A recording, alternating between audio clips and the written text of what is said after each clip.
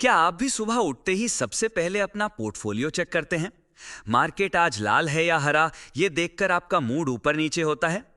अगर आपका जवाब हाँ है, तो यकीन मानिए, ये वीडियो शायद आपके हजारों नहीं लाखों रुपए बचा सकता है।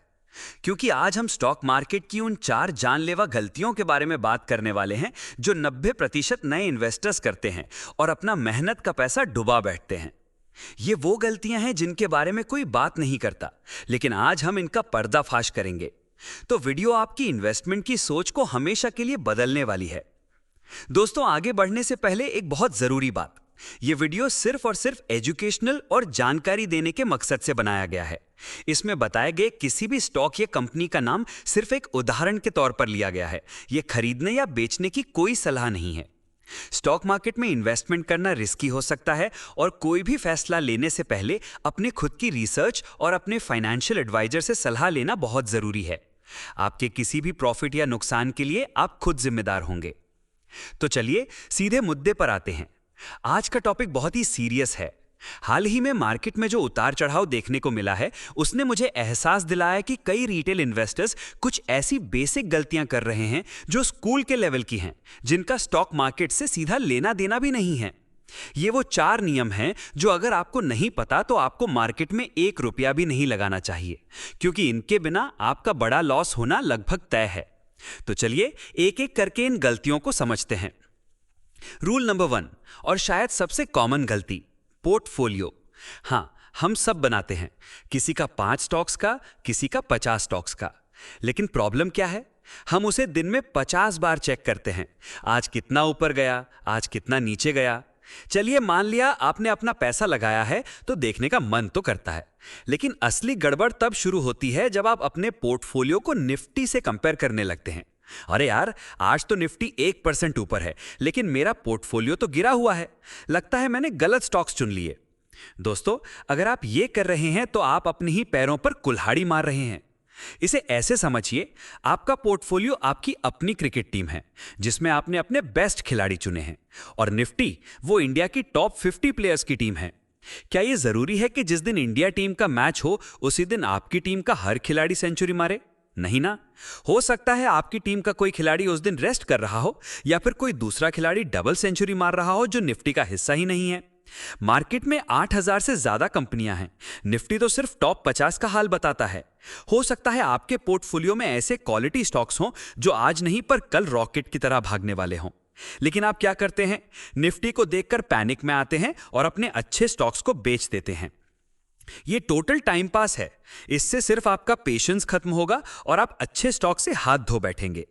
ईमानदारी से कमेंट करके बताइए कि आपने कभी ये गलती की है, अपने पोर्टफोलियो को निफ्टी से कंपेयर करके टेंशन में आए हैं। अब आते हैं रूल नंबर 2 पर।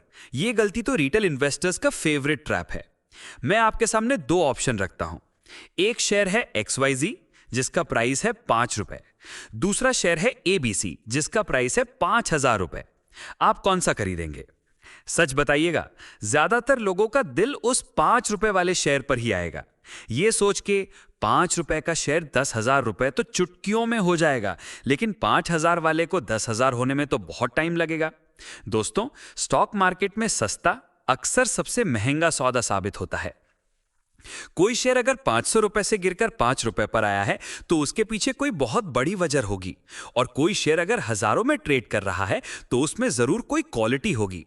तो अगली बार प्राइस देखकर नहीं, कंपनी का बिजनेस और उसका फ्यूचर देखकर फैसला लेना, वरना आप भी ऐसे पोर्टफोलियो के साथ बैठे होंगे जिसमें सिर्फ पेनी स्टॉक्स होंगे जो सालों साल कहीं नहीं जाएंगे। अब जो मैं बताने वाला हूं उसे बहुत ध्यान से सुनिएगा। यह स्टॉक मार्केट का नहीं बल्कि स्कूल के मैथ्स का एक ऐसा नियम है जिसे हम सब भूल चुके हैं, और इसी वजह से लाखों लोग मार्केट में अपना पैसा गंवा रहे हैं। यह बात अडानी ग्रुप के शेयर्स में आई भारी गिरावट के समय सामने आई। हुआ यह कि अडानी एंटरप्राइज का शेयर मान लीजिए ऊपर से 60% क्रैश हुआ, और अगले ही दिन वो नीचे से 30% रिकवर कर गया।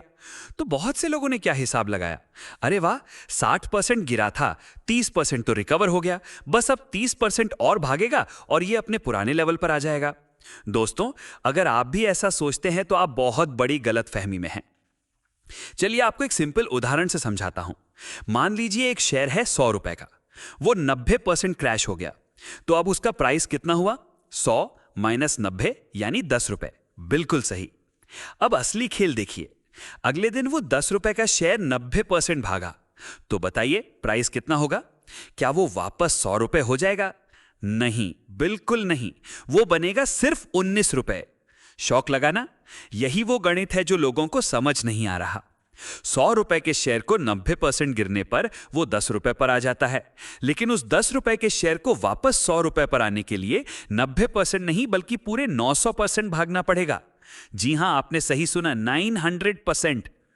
क्योंकि कोई भी शेयर ऊपर से मैक्सिमम 100% ही गिर सकता है, 0 हो सकता है, लेकिन नीचे से वो 1000, 10,000 या 1,00,000% भी भाग सकता है। तो अगली बार जब कोई कहे कि शेयर 50% गिरकर 25% उठ गया है, तो यह मत समझना कि आधा रिकवर हो गया है। यह एक बहुत बड़ा ट्रैप है। और अब आते हैं आज के आखिरी और चौथे बेसिक रूल पर, ट्रेडिंग और इन्वेस्टमेंट में फर्क न समझना। दोस्तों, ये दोनों बिल्कुल अलग चीजें हैं। इन्वेस्टमेंट होता है टेस्ट मैच की तरह, लंबा चलता है, जिसमें आप एक अच्छी कंपनी के बिजनेस में पैसा लगाकर सालों तक बने रहते हैं।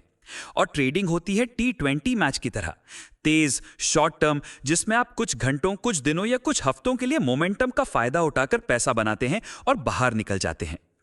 आप टेस्ट मैच के एक बेहतरीन प्लेयर, मान लीजिए विराट कोहली को, एक T20 इनिंग में 0 पर आउट होने पर टीम से बाहर नहीं निकाल देते हैं। आप उसका लॉन्ग टर्म परफॉर्मेंस देखते हैं। यही इन्वेस्टमेंट का उसूल है। अगर आपने किसी अच्छी कंपनी में इन्वेस्ट किया है तो वो 1-2 दिन गिरे तो आपको घबराना नहीं चाहिए। लेकिन लोग क्या करते हैं? खरीदते हैं स्टॉक इन्वेस्टमेंट के लिए, और जैसे ही वो थोड़ा सा गिरता है, ट्रेडर वाली सोच अपनाकर उसे बेच देते हैं। या फिर किसी पेनी स्टॉक को ट्रेडिंग के लिए खरीदते हैं, और जब वो गिरने लगता है तो इन्वेस्टर बनकर बैठ जाते हैं कि मैं तो लॉन्ग टर्म इन्वेस्टर हूं। ये खिचड़ी बनाना बंद कीजिए। ट्रेडिंग के नियम अलग हैं, वहां स्टॉप लॉस लगाना जरूरी है। इन्वेस्टमेंट के नियम अलग हैं, वहां कंपनी के फंडामेंटल्स पर टिके रहना जरूरी है। इन दोनों को मिक्स करेंगे तो हमेशा नुकसान ही होगा। तो दोस्तों, चलिए फटाफट समराइज करते हैं कि आज हमने क्या सीखा। पहला, अपने पोर्टफोलियो को रोज रोज निफ्टी से कंपेयर करके पैनिक नहीं करना है। दूसरा, सस्ते शेयर के प्राइस टैग के धोखे में नहीं आना है, बिजनेस की क्वालिटी देखनी है। तीसरा, गिरावट और रिकवरी का सिंपल मैथ्स हमेशा याद रखना है। और चौथा, ट्रेडिंग और इन्वेस्टमेंट को कभी भी मिक्स नहीं करना है। इनमें से कौन सी गलती आप अब तक कर रहे थे? नीचे कमेंट्स में ईमानदारी से जरूर बताइएगा। इसमें कोई शर्म की बात नहीं है, क्योंकि गलती मानकर ही उसे सुधारा जा सकता है। अगर आपको इस वीडियो से कुछ नया सीखने को मिला हो तो इसे एक लाइक जरूर देना। आपका एक लाइक मुझे ऐसे ही और लर्निंग वाले वीडियो बनाने के लिए मोटिवेट करता है। अगले वीडियो में हम एक बहुत ही इंटरेस्टिंग टॉपिक पर बात करने वाले हैं। क्या सच में SIP से 1 करोड़ का पोर्टफोलियो बन सकता है?